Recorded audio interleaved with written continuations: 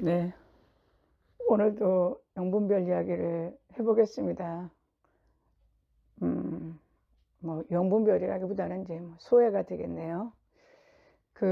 기독교 일국에서는 성경을 읽을 때 방언으로 성경을 읽자고 합니다.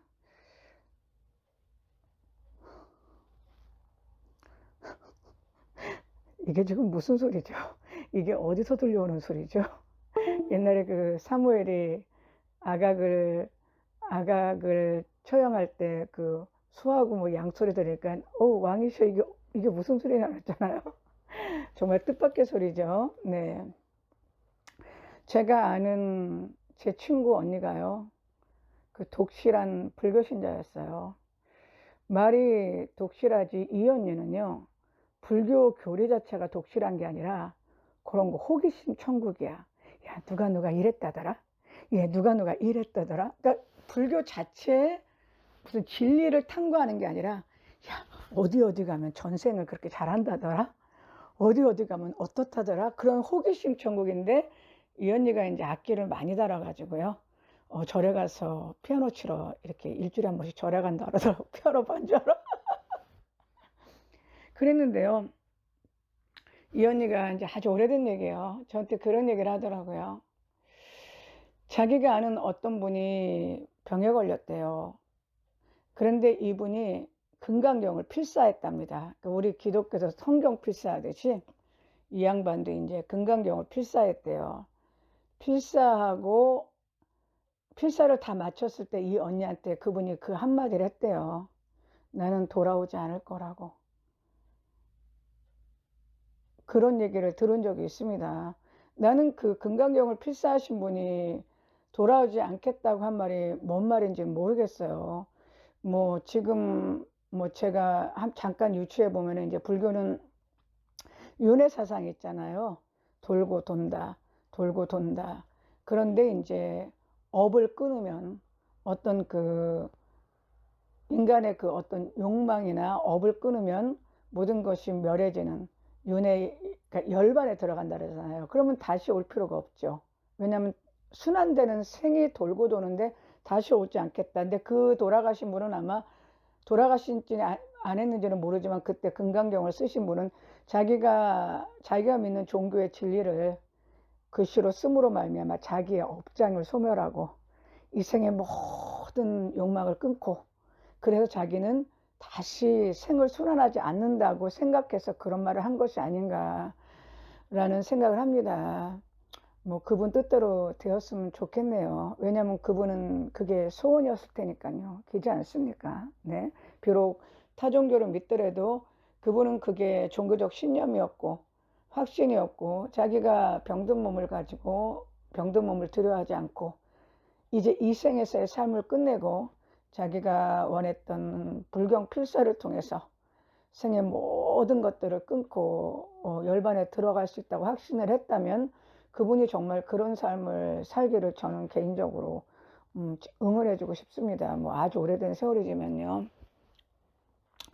성경은 하나님의 말씀이라 그러죠.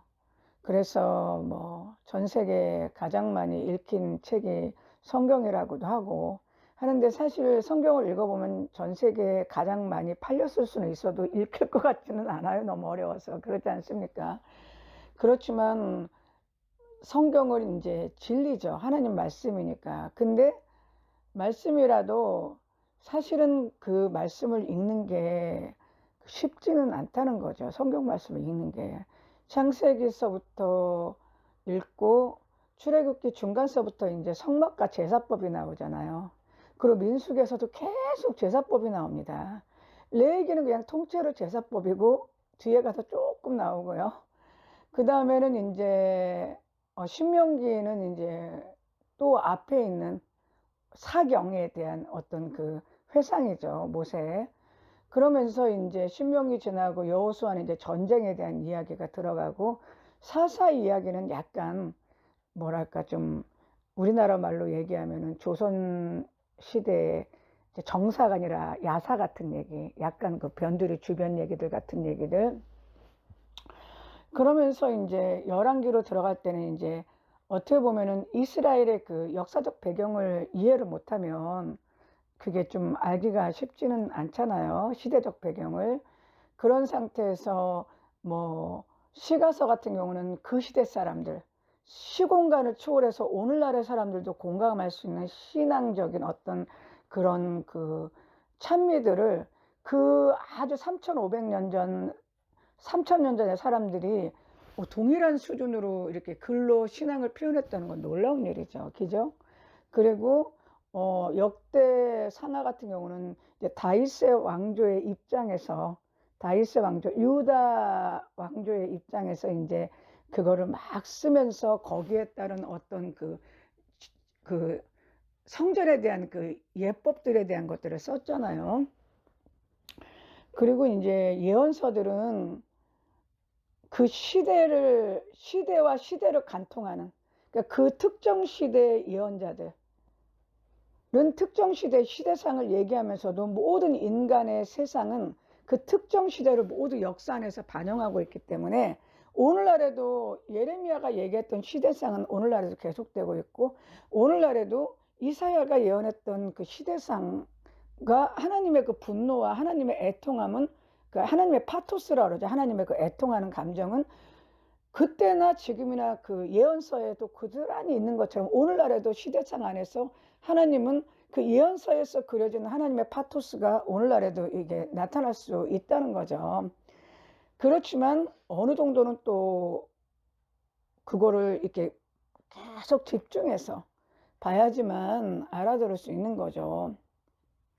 그리고 이제 포로 후기의 그 예언서들도 뭐 스가랴, 학개, 말라기서 같은 경우도 시대 배경, 에스라, 느헤미야도 시대 배경을 잘 알지 못하면 그 시대 배경을 알아서 일단 그 말을 이해하고 시공간을 초월해서 그걸 오늘날에 적용을 해야 되거든요. 그렇지 않습니까?